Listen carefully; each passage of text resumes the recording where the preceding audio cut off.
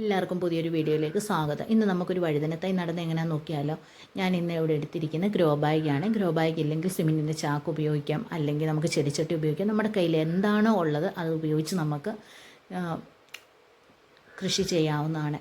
അപ്പം ഗ്രോ ബാഗിനകത്ത് നിറയ്ക്കാൻ എടുത്തേക്കുന്നത്, ഗ്രോ ബാഗിൻ്റെ സൈഡെല്ലാം ഞാനൊന്ന് മടക്കി എടുത്തിട്ടുണ്ട്. ഇനി അതിൻ്റെ അകത്തോട്ട് നിറയ്ക്കാൻ എടുത്തേക്കുന്ന കരിയിലയാണ്. അത് നമ്മൾ അടിച്ചു വാരുമ്പോഴും തൂത്ത് വാരുമ്പോഴൊക്കെ കിട്ടുന്ന കരിയില ഞാൻ എടുത്തു വെക്കുന്നതാണ്. അത് കത്തിച്ച് കളയാതെ എടുത്തു വെക്കാമെങ്കിൽ നല്ലൊരു വളമാണ്. അത് എത്രമാത്രം ഇട്ട് കൊടുക്കും അത്രയും നല്ലതാണ്.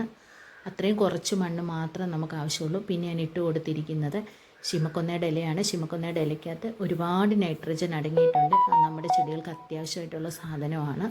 അപ്പോൾ ഉള്ളവർ ഇട്ട് കൊടുക്കുക, ഇല്ലാത്തവരത് സ്കിപ്പ് ചെയ്യുക.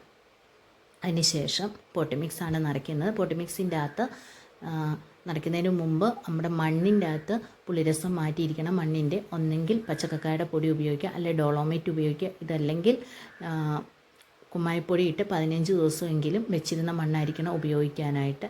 എന്നാൽ മാത്രമേ നമ്മുടെ ചെടി നല്ല ആരോഗ്യത്തോടു കൂടി വളരത്തുള്ളൂ. ഇനി പിന്നെ മണ്ണിൻ്റെ അകത്ത് ചേർത്ത് കൊടുത്തിരിക്കുന്നത് എല്ലുപൊടിയും വേപ്പിൻ പിണ്ണാക്കും ആണ്. അല്ലെങ്കിൽ അതിൻ്റെ കൂടെ വേണമെങ്കിൽ ഏതെങ്കിലും ഒന്ന് ചേർത്താൽ മതി. കരിയില കമ്പോസ്റ്റോ ആട്ടിൻ കഷ്ടമോ അല്ലെങ്കിൽ ചാണകപ്പൊടി, ഇതിലേതെങ്കിലും ഒന്നും കൂടെ ചേർത്ത് മിക്സ് ചെയ്ത് പൊട്ടി മിക്സാണ്. അത് നമുക്ക് നിറച്ച് കൊടുക്കാം. ഒത്തിരി പൊട്ടി മിക്സ് ഒന്നും ഇപ്പം നിറയ്ക്കേണ്ട ആവശ്യമില്ല. ഗ്രോ ബാഗിൻ്റെ പകുതി മാത്രം നിറച്ചേച്ചാൽ മതി. ഇനി നമുക്ക് ചെടി നട്ട് കൊടുക്കാം. അതിന് ചുറ്റിനും കുറച്ച് പൊട്ടി മിക്സും കൂടെ നമുക്ക് ഇട്ട് കൊടുക്കാം. ചെടി വളരുന്നതിനനുസരിച്ച് മാത്രം നമുക്ക് വളവും പൊട്ടി മിക്സും പിന്നെ ഇട്ട് കൊടുത്തേച്ചാൽ മതി. ഇപ്പം പകുതി മാത്രം നിറച്ചേച്ചാൽ മതി. അതുപോലെ തന്നെ വൈകിട്ടത്തെ സമയത്തൊക്കെ ചെടി നടുന്നതാണ് ഏറ്റവും നല്ലത്.